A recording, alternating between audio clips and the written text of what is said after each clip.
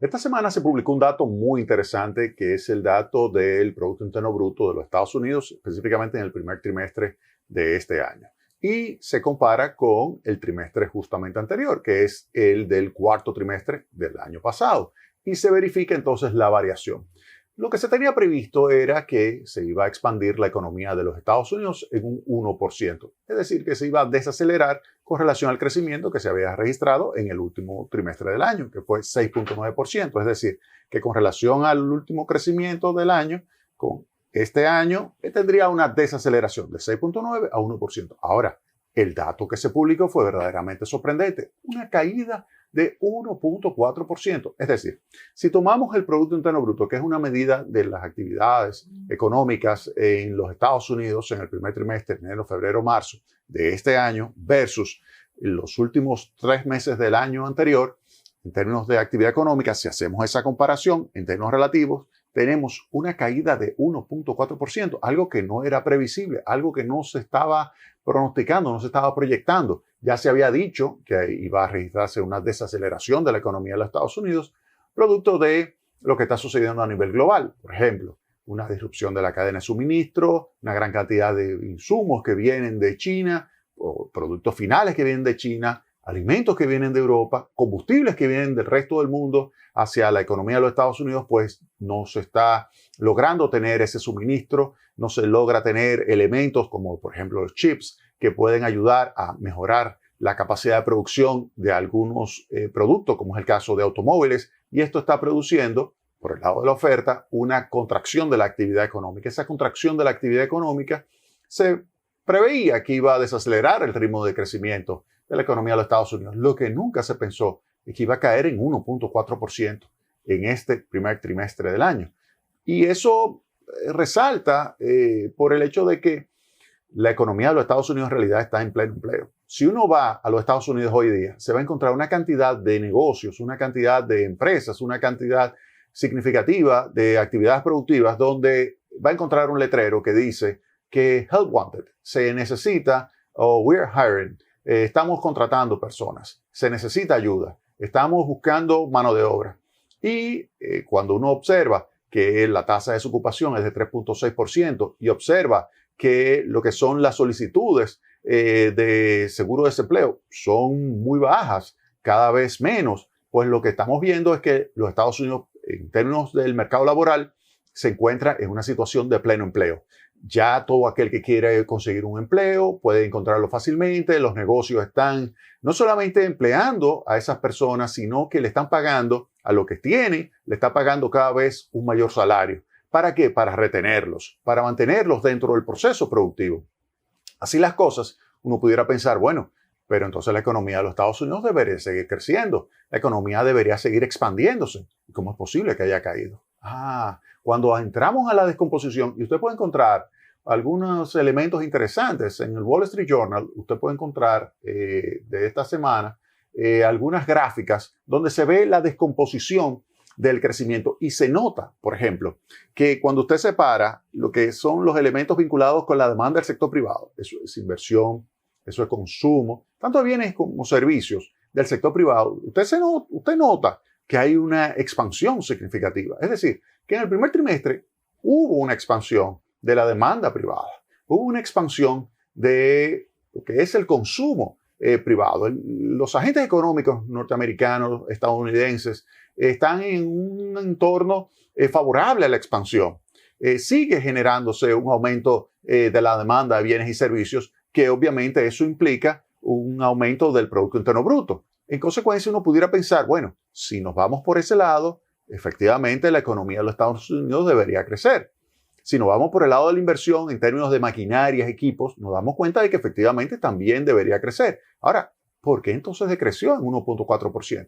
Entonces, si nos vamos a otros elementos, como por ejemplo el sector externo, nos damos cuenta de que efectivamente el sector externo fue golpeado en los Estados Unidos. Lo que se llama las exportaciones netas, que es las exportaciones menos las importaciones, tuvo un impacto negativo con relación al crecimiento. Es decir, que Estados Unidos no pudo exportar lo mismo que exportaba en términos relativos frente a las importaciones. Y con eso le quita al proceso de flujo circular de la renta que existe para poder explicar lo que es el Producto Interno Bruto, ese flujo circular de la renta disminuyó en el factor vinculado con las exportaciones netas, es decir, con el aporte que tienen que hacer las exportaciones y sacándole la salida de recursos que están vinculadas con las importaciones. Pues si uno hace todo ese neteo, nos damos cuenta de que ese aporte de las exportaciones netas fue negativo. Y eso influyó en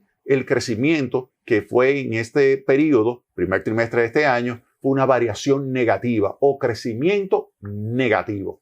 Entonces, ese es uno de los factores. Otro elemento que también influyó es que hubo un descenso de una parte de la inversión que es la de inventarios. Recuerden que la inversión es la formación bruta de capital físico. Usted puede ahí incluir edificios, puede incluir infraestructura, puede incluir equipos, puede incluir también maquinarias. Todo eso registró variaciones importantes positivas. Pero cuando usted observa, entonces la parte de inventario, hay un descenso del componente de inventario. ¿Y por qué esto? Porque en el periodo anterior, en el último trimestre del año 2021, hubo un aumento del inventario. Los negocios se llenaron de inventario, los negocios mejoraron lo que era su abastecimiento, recuperándose de lo que fue la pandemia. Pero entonces ya en este trimestre hubo un descenso de los inventarios. Ese descenso de los inventarios entonces provocó, cuando usted incluye eso en el análisis de la variación del Producto Interno Bruto, provocó entonces una desaceleración de ese producto, a tal punto que cuando usted añade los elementos vinculados con las exportaciones netas y los elementos vinculados con la reducción de los inventarios y los junta los dos, entonces eso explica la caída del 1.4% que se registró en el primer trimestre de este año. Obviamente, para países como la República Dominicana, que están extremadamente asociados con la economía norteamericana, esto es algo que llama mucho la atención. ¿Por qué? Porque República Dominicana, por cada punto que crece en los Estados Unidos, República Dominicana crece alrededor de 1.5 o 2 puntos porcentuales, es decir, está en ese rango, dependiendo del tipo de política económica que se esté ejecutando en el país. Si usted está ejecutando una política monetaria expansiva, si usted está ejecutando una política fiscal expansiva y los Estados Unidos crece, pues nosotros posiblemente crezcamos 1.5 más algo adicional. Es decir, hay un elemento vinculado con el tipo de política económica que se está ejecutando. Asimismo, si los Estados Unidos crece 1, pero nosotros estamos ejecutando una política monetaria restrictiva, una política fiscal restrictiva, es decir, una política fiscal que no ayude a la expansión del Producto Interno Bruto, pues entonces pudiéramos tener que si ellos crecen 1, nosotros crecemos incluso hasta por debajo del 1.5.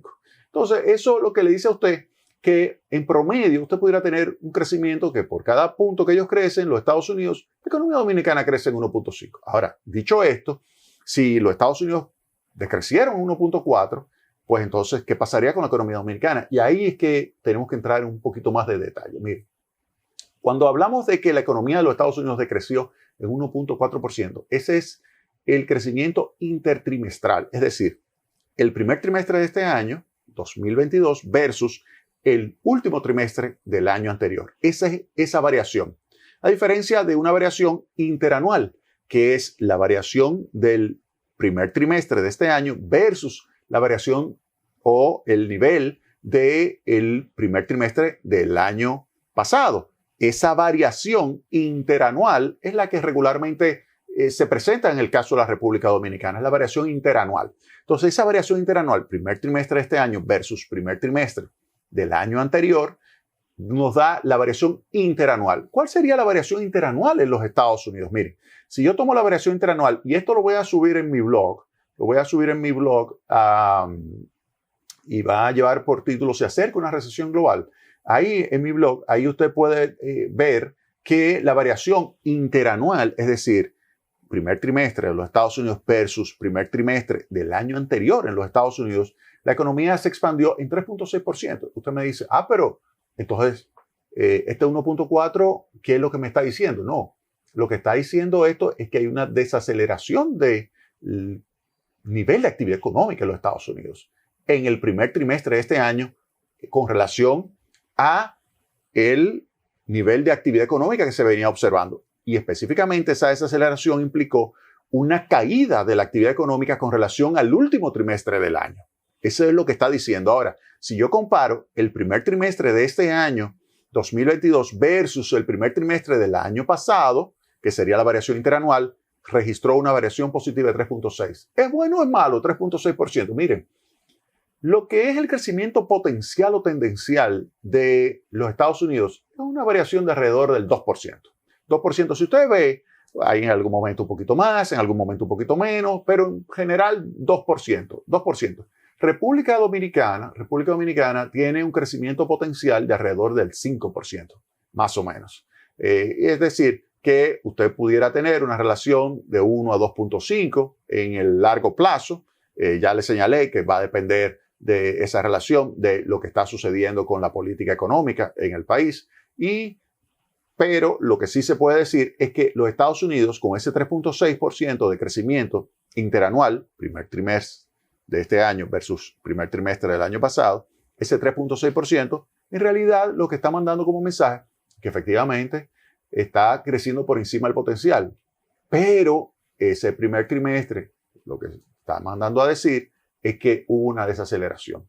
La pregunta que habrá que hacerse, ¿y qué se espera para los próximos trimestres? Esa es lo que debería. Miren, y aquí yo le voy a dar, y lo voy a hacer en el próximo segmento, pero simplemente un adelanto. Miren, le voy a decir que algunos expertos estiman, proyectan que esta caída del 1.4% va a ser luego continuada con lo siguiente en términos de proyección. Es decir, ¿qué se puede proyectar, qué se puede esperar del crecimiento del Producto Interno Bruto trimestral versus el trimestre justamente anterior? No el interanual, sino el justamente anterior. Mire, para el segundo trimestre de este año se esperaría un crecimiento de 3%, es decir, que ahora una caída del 1.4%, pero en el segundo trimestre estaríamos hablando de 2.98% de crecimiento. Luego 2.8%, luego 2.6% y se esperaría que el año completo termine con una variación positiva. Eso es lo que se estaría pensando que terminaría el año completo, una variación positiva. Recuerden que les señalé que en el largo plazo el potencial o tendencial, el ritmo de crecimiento de los Estados Unidos es alrededor del 2%. Obviamente, a la Reserva Federal eso es lo que desea, entre 1.8 y 2%. Ese es el tendencial, eso es el largo plazo. Este año pudiera pensarse que va a registrar una variación positiva para el año completo. Eso es lo que se prevé. Vamos a ver qué sucede. Ahora, la gran pregunta que habrá que hacerse es, esto que estamos viendo, pudiera pensarse que pudiera desembocar en una recesión a nivel global. ¿Qué dicen los expertos con relación a eso? Ya yo les dije a ustedes la proyección para los próximos trimestres, pero otros expertos, como el profesor Kenneth Rogoff de la Universidad de Harvard, ¿qué dicen con relación a la probabilidad de una recesión a nivel global? Vámonos a la pausa y retornamos en breve con más Tecnopol.